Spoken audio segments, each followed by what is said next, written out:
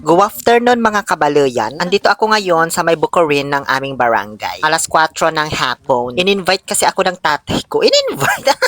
Pinapa-vlog kasi niya itong bukid. Makano man kaya talent fee ko dito. Lalo't nabudol pa naman niya ako ngayong araw. Abangan nyo mamaya. Kung mapapansin ninyo, wala na po kayong makikitang kahit na anong palay dyan. Kasi nga, tapos na po ang anihan. Na-vlog ko na nga, ba? Diba? Hanggang doon sa pagkuha ng mga dayami. Pero syempre, sandamakmak pa rin yung mga natirang dayami dito sa bukid, guys. Kasi hindi naman lahat kumukuha para imbakin at gawing pagkain ng mga baka. Kaya ang next step na lamang po na gagawin, susunugin na lamang po ang mga ito bago ulit sakahin upang taniman ng panibagong crop. Ito yung mais. Yes, taniman na po ng mais ang susunod. Gusto ko sana kamote or kamatis yung itatanim. Kaso mahina na yung lola ko. Siya yung mahilig magtanim ng kamatis noon kasama ko dati. Hanggang sa pag-abono, pagdidilig at pagboborbor na nilalagay sa tiklis. So dahil nga sa magsusunog lang naman yung gagawin namin. Syempre ganyan lang yung outfit ko. Di na ako nagpajama, nagmedya at nagjacket. Hindi na rin naman ganun kainit kasi nga hapon na nung sumunod ako. Bali nauna na pong dumating dito yung tatay ko tsaka si Vincent. Sumunod lang ako kasi nung in-invite ako kanina may ginagawa pa ako. Pero yung totoo mainit-init pa talaga yun. Alas 3 ng hapon ka ba naman ayain dito? Kaya sabi ko, sunod na lang ako mamaya at may ginagawa pa ako. So ayan, medyo marami-rami na rin po silang mga nasunog na kaluluwa. Charot. Yung iba namatay na yung apoy, ayan Tapos makikita mo na lang dyan sa ilalim, may tostadong palaka, daga o minsan ahas pa. O, totoo yun ha.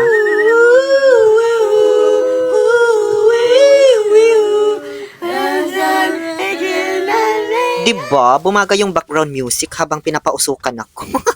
So, para may silbi naman ako, kinuha ko nga yung lighter. Ako naman magsusunog. Mabilis lang naman siyang masunog kasi tuyong-tuyo na talaga yung mga dayami. Isang pindot mo lang nung lighter, maya-maya di mo na malayan kasama ka na pala sa mga natutukap nung apoy. Ayan ganyan lang siya kadali, B. Ingat-ingat lang kasi minsan may mga namamahay na ahas, basakay, o kung ano-ano pang mga reptiles and amphibians dyan sa loob ng dayami. Lalo na kapag naimbak ng matagal dyan habang nakabunton siya. Tapos naulanan pa, ganun. Mabilis lang naman magsunog, guys. Tapos naipon naman na yung mga dayami nung dumating ako. Kaya nagsindi na lang yung pinagagawa ko dito ba. Medyo may araw pa nung natapos kaming magsunog sa lupain na ito. So, alam nyo naman, kapag mga magsasaka, hanggat may araw pa na natitira, Diyos ko, kikilos pa yan. Susulitin talaga nila. Kaya ayan, hindi pa kami pauwi niyan ha. Papunta kami ngayon doon sa iba pang lupa na sinasakahan ng tatay ko. Kasi maaga pa naman daw, Diyos ko. Dinala na rin ng tatay ko yung baka kasi mas malapit yun sa bahay namin para hindi na siya bumalik pa dito. Ngayon, andito na kami. Pinagor niya muna saglit yung baka doon So, ito na nga yung plot twist ng gigigil ako.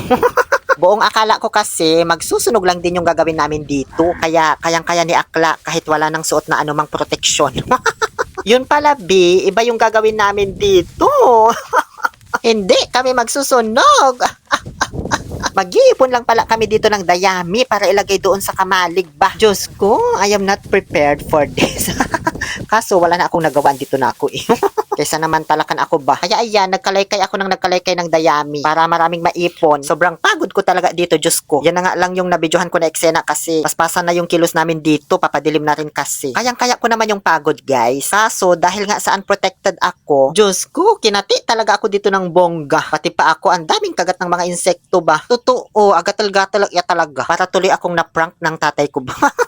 Akala ko kung magsusunog lang Pinag-ipon ba naman ako ng sandamakmak na dayami.